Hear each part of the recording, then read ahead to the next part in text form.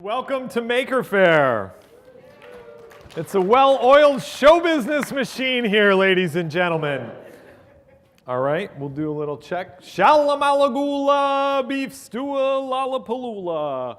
All right, ladies and gentlemen, this is how I started my day 10 years in a row working out in Coney Island at the sideshow. I would start my day saying, "Freaks, wonders, and human curiosities, come on in close as you possibly can. Come on in, folks, and get a seat. And if you already have a seat, just find somewhere to put it." That's right, it's showtime, ladies and gentlemen. Folks, my name is Fred Kahl. I am an artist.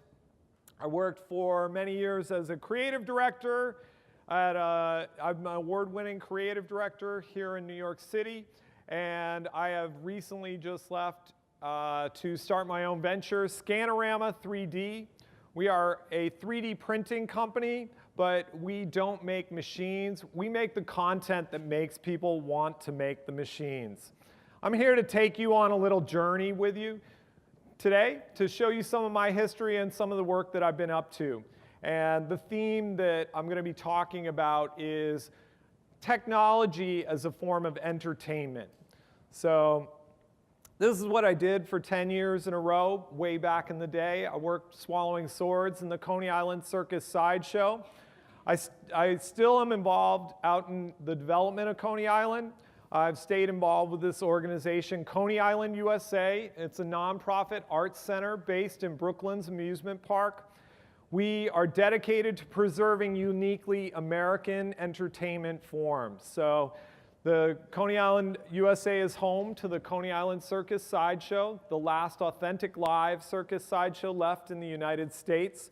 We also put on the world's largest art parade, the Mermaid Parade, every June to celebrate the summer solstice and the beginning of summer. 18 years ago, I founded Burlesque at the Beach, the longest running burlesque series in the country. They put on a film festival. This weekend is the Coney Island Film Festival. And we put on all kinds of great arts programming. And I currently have a show in the Coney Island Museum there. Wrong direction. All right, working in Coney Island, there's all these artifacts of entertainment and amusements over the eras, things that were cutting edge technology once. Coney Island went into a long period of decay, but it's on the rise right now.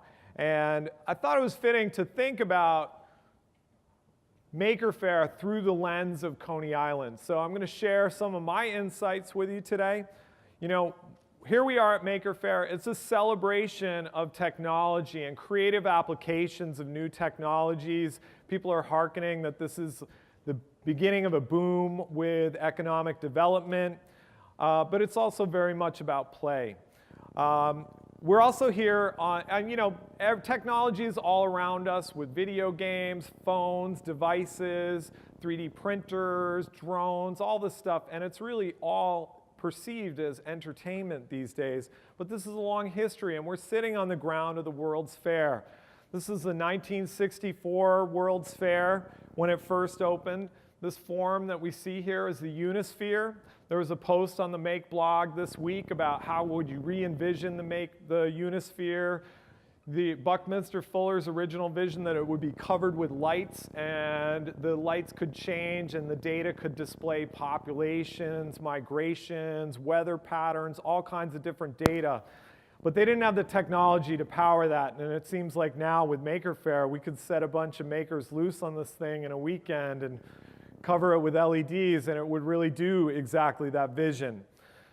And you know, this is a form that goes back. This form really resonates for me, the form of the globe, but it goes back to probably the most iconic image of all World's Fairs, the Perisphere and the Trilon from the 1939 World's Fair.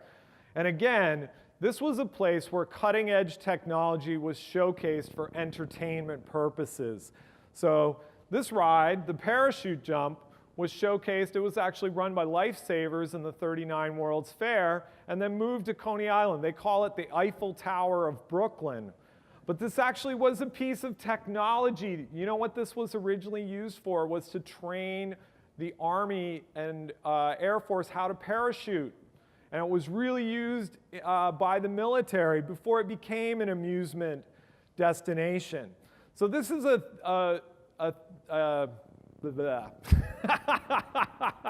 this is a trend that goes back very far with the World's Fair. In fact, I bet you didn't even know that in 1853 was the first New York World's Fair. And the form of the sphere and the tower from the 39 World's Fair go back to the 1853 World's Fair. This was New York's reaction to the Crystal Palace of London. It was a steel and glass structure covered with a glass dome. And then out back behind it was the Lating Observatory. And this was Otis's first showcase of the modern elevator. So people were scared. This tower was almost 300 feet tall. You could see over 25 miles from it. And there was a lot of fear about elevators back in the day because if the rope snapped, you would fall to your death.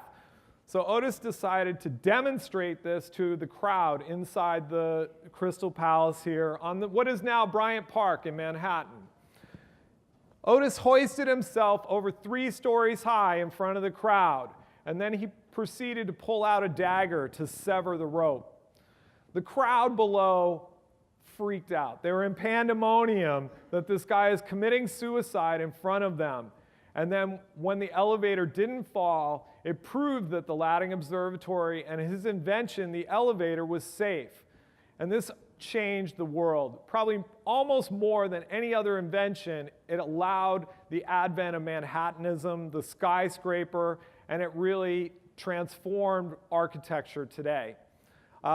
In fact, the architect Rem Koolhaas wrote about this moment, and he said that it ushered in a new era, and he called it vertical ascension as a means of escape. And he cited this structure, the Iron Tower, that was built in Coney Island.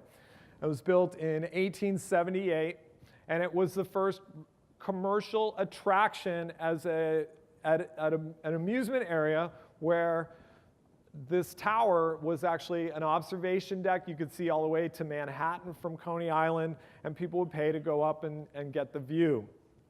So this became a trend in Coney Island. Coney Island was really this place where all these new technologies were showcased. So let me just show you some of them. Most famously is the hot dog. Charles Feltman, he had a restaurant, Feltman's in Coney Island, and he didn't want to wash so many dishes. So his invention, his innovation was to take the sausage and put it on a bun, and therefore you could just eat it with your hand and you didn't have to wash the plate. Nathan Hamworker worked as a young man at Feltman's, and he decided, I'm going to go out and start my own place, and his innovation was to grill the hot dog instead of boiling it. And the reason it was called hot dogs, they were originally called Red Hots, and then it was questioned, what kind of meat is in that? And that's how they became known as hot dogs. So a big Coney Island invention. The roller coaster is another one. Here's the L.A. Thompson Scenic Railway. And the early railways were very gentle. We see a kind of funny Victorian engraving of what it was like to ride this. But this was really the beginning of the roller coaster. And there were several companies in Coney Island manufacturing them and selling them to amusement parks all around the world. And most notably, here's one of my favorites, is the Flip Flap Railway. This was in 1902. They had a loop coaster. You think that it's all new as of like the 70s and Six Flags or something. 1902, this was a loop coaster based in Coney Island. You notice the loop is a perfect circle. Well, it turned out when you came out of the loop, you got whiplash because it would snap your neck. So this ride didn't last so long, but it was only a season or two before they figured out if you make an ellipse, it won't do the whiplash thing. And so Loop the Loop was the next attraction there. My favorite part of this photo, if you look closely here, it says, beware of pickpockets. So it's still true here in Maker Faire. All right, here's some other, just a couple other rides. This is William Mangles. There's actually a show in Greenwood Cemetery about his career. He had a ride factory in what's now the Motor Vehicles building in Coney Island, and he made dozens of rides. He has probably more patents. He wrote a book called The History of Outdoor Amusements. And here's two of his most famous rides from Steeplechase Park. This is the human roulette wheel. Obviously, it was in a pre-litigation era time. You would sit on this polished wooden disc, and they piled all these people on there, and it would spin faster and faster and faster until everybody went flying off of that thing. Down below is the whip. You still see whips in many amusement parks around the country. I don't think it's still made, but Mangles Factory churned out tons of those, and it's one of his most popular rides. But it was really this guy, George C. Tillieu, who founded Steeplechase Park, and he is really the grandfather of the modern amusement park. He was really the first person to create an amusement park where it was buying one ticket. Up till then, Coney Island had all been separate vendors who kind of, I own a ride or I own a restaurant or something. But Tillieu had the vision to create a cohesive park experience. And okay, there we go. So Tillieu had a unique philosophy of entertainment. And he really thought that people are most entertained by themselves. So there were all kinds of things like you would enter the park through the rotating barrel and fall all over each other. The park's main ride was the Steeplechase Ride, where you'd ride on a mechanical horse on a track. And it gave the men the opportunity to put their arms around the women in public and not be ashamed of themselves. They would have benches that would collapse when you sat on them. You exited the park onto a stage. You would literally walk out of the park and you're on stage, and a dwarf with an electric cattle prod would be shooting you. And then they would usher the woman over a jet, and they would shoot the air so her skirt went up in the air. And they'd steal the guy's hat. So he really had this great philosophy of people just like to laugh at each other. So you'd be embarrassed as hell. You'd come and sit in the audience, and then you'd laugh at the next people. So Tillieu, I'm pressing the next button, and it's not going. So Tillieu, wrong direction. Okay, good. All right, so Tillieu took his honeymoon to the World Columbian Exposition in Chicago. Here we go. All right, so he took his honeymoon there. This is the first Ferris wheel that was ever built. This was over 300 feet, around 300 feet tall. Each one of those cars held 60 people. Picture a yellow school bus as each one of those cars. It took 20 minutes for this Ferris wheel to go to the circle. This was America's answer to the Eiffel Tower. And Tillieu went there. He contacted Ferris immediately, says, I want you to build a Ferris wheel for Coney Island. Ferris quoted him a price. Tillieu said, I can only afford a quarter of that. So Ferris said, I'll build one that's half the size. Tillieu goes back to Coney Island and puts up a sign. On this site will be erected the world's largest Ferris wheel. And that was really the birth of Steeplechase Park, and he really used that as the anchor for all the rides that he assembled. Several years later, he went to the Pan American Exposition in Buffalo in 1902, and he saw this attraction. This was the biggest attraction at that World Fair. It was called the Trip to the Moon. This was a young architect named Frederick Thompson. He was a dropout from the Beaux-Arts Academy in Paris, and he decided he's going to build this ride, and it was a simulation of a trip to the moon. Passengers would come, and they would board a spaceship. They called it the Spaceship Luna. It looked like this. You would then sit there. There was a scrolling background. The thing was on swings, so you felt the movement, and then there was a scrolling background that simulated taking off from the Earth and flying to the moon. You then disembarked, and you were greeted by Selenites, midgets in costumes in caves made out of green cheese. They greeted you, And you visited all these fantastical creatures that lived on the moon. And it was a worldwide sensation. The trip to the moon ride spawned all kinds of souvenirs. There were patents on it, and it was really a hit. In fact, this was a year before Méliès created a trip to the moon ride. And so my theory is that this is the first amusement park attraction to movie franchise in the world.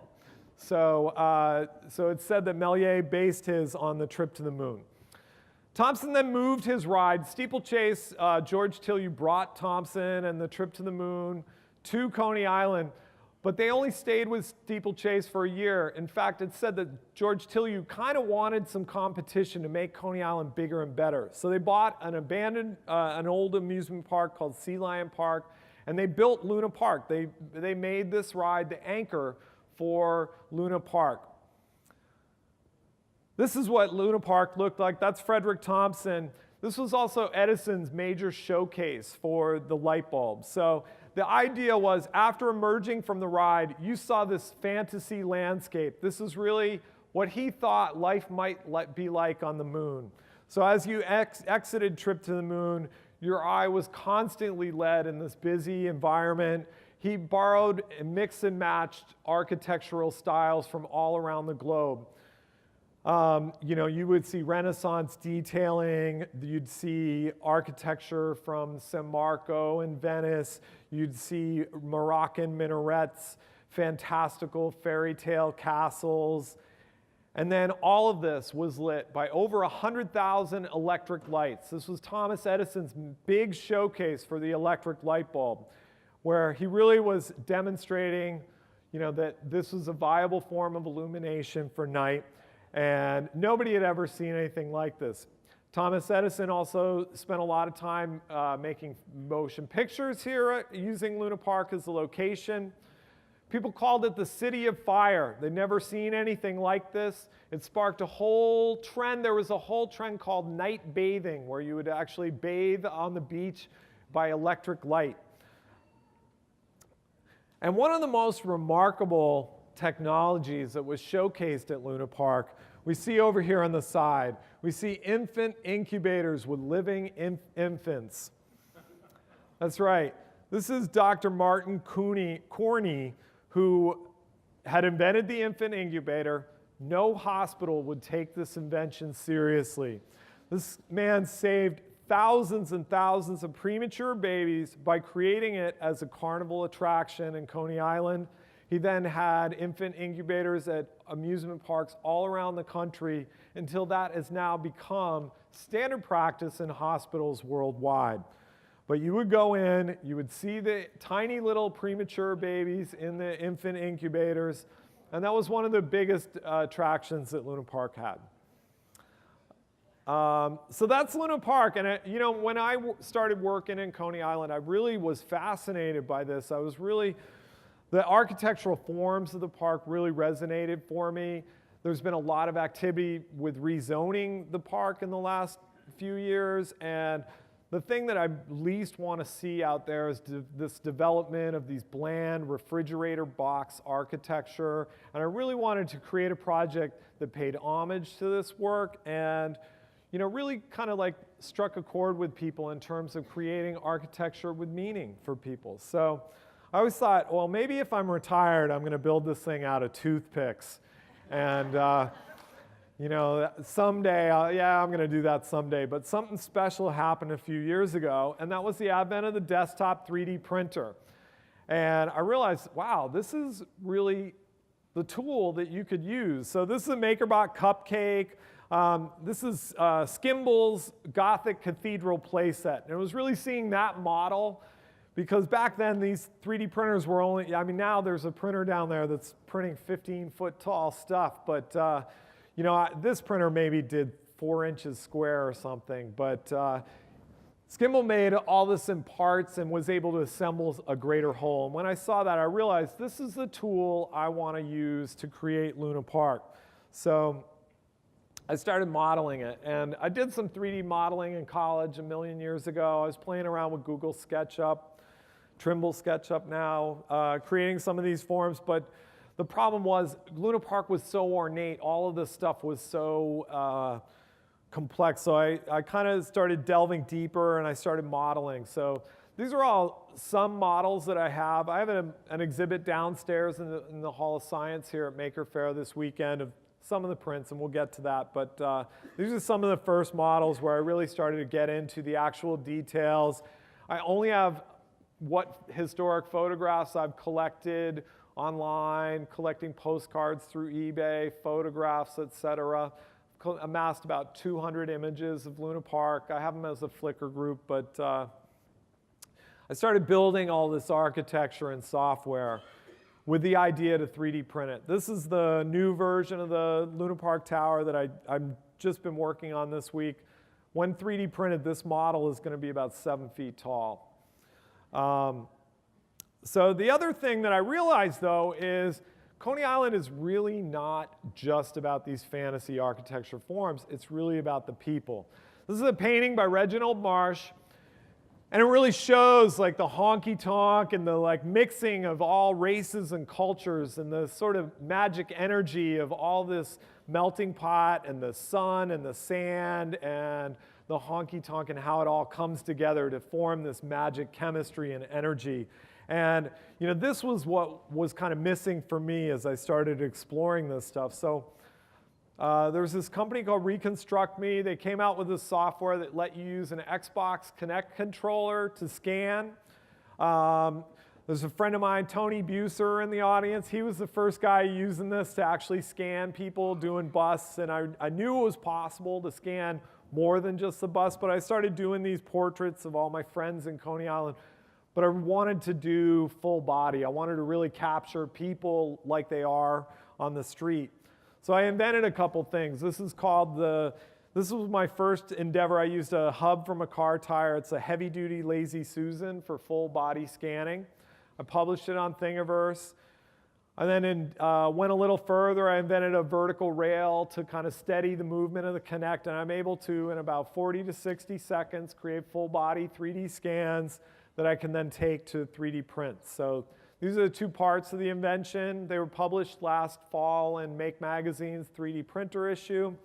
As far as I know, there's been roughly 100 people worldwide that have made this, but it's definitely very popular on Thingiverse, and I know there's a lot of people building it. And I really like this idea of the 3D portrait. I think it sort of fits in with this history because I'm really excited by history, but I also want to be forward thinking about the future. So, if you went to the 1853 World's Fair, you probably would have had a silhouette cut. You might have had a daguerreotype or a photograph. Up till last year, if you went to Coney Island, you'd get your photo on a T-shirt or a mouse pad. There's also a little bit of the Mold-A-Rama machines, which were popular in the 60s in them, and I really am kind of excited by this idea of the 3D portrait. So I did a Kickstarter last year. This is Coney Island Scan-A-Rama. The idea was a portrait studio culminating with this exhibit of a 3D printed Luna Park. And all the Kickstarter backers are part of the exhibit. And I still keep hours. I have an old fortune teller studio out in Coney Island. You can see on the side it says she speaks 7 different languages. But I'm out there on the weekends, generally speaking. I have 3D printers going. A lot of the visitors that come to this have never seen 3D printing. Oftentimes it'll be the kids. They'll explain 3D printing to the parents. But they get to see it real time, and they get to see these portraits being generated. They get really excited by the thing. And it really, to me, resonates in that it is this sort of like old-fashioned style, but it's really entertainment. Technology is entertainment. So it combines the old and the new. Here I am on Memorial Day scanning Neil Patrick Harris and his family. And I've done a number of portraits. I've probably, in the last year, scanned over 3,000 people. I'm constantly printing these out and kind of playing with them. And I'm really into capturing the relationships. It's not about having the highest fidelity. I do really beautiful quality prints, but it's really about capturing the characters and the personalities of all the performers and people that come out there. Occasionally I'll wake up in the morning and I find something that didn't come out. We call this the zombie army. Sometimes you wake up, they call this spaghetti and meatballs. So you'll see some of this is my Max Fredrum self-portrait. But some of the, the turd on legs and, just the different forms that happen. So these are some of my favorite prints. But this is some of the model as I started assembling it this spring. I kind of had built the main tower here, and then I built the boardwalk, and then I built these other towers, and I realized the main tower wasn't big enough, so now I'm going back. But my goal is to actually recreate all of Luna Park. I'm estimating this is going to take a few years. The final park is going to be over 50 feet long when it's finally constructed. This is some of the balconies. This is currently on view for this year at the Coney Island Museum. And I'm going to keep adding to it throughout the year. Here we are at installation trying to make this out of all that. This is several months worth of printing. There's over 100 prints on the tower that you see there. That tower is about as tall as me, not quite. So this is from opening day. There's more of it. If you come downstairs in the museum, you can see it. But my goal is to really kind of recreate that grandeur. I like the kind of ghostly white plastic and just the kind of character of the park. So my goal will be to keep building this out. In the meantime, I left my day job. All I care about is 3D printing and 3D scanning, and I just want to focus on this. So I'm creating this new venture, Scan-A-Rama 3D. I'm really interested in creating the content that drives 3D printers. I don't want to make machines. I really want to make content. And so I'm looking for opportunities here, but I just was really happy to be here and share my journey with you. Please come downstairs and visit us at Scan-A-Rama and see the Luna Park model. Thank you very much. Wow, thank you. Thanks so much, Fred. You guys have to go down and get scanned in the Scan-A-Rama. Are you doing scans? Yeah, absolutely. We're doing scans. I trained my kids. They took the weekend off from college to come down. That was fantastic. We cannot wait to have that project at Maker Faire, New York. That has got to come here. Cool. Thank you so much, Fred. That was awesome. Thank you very much, ladies and gentlemen.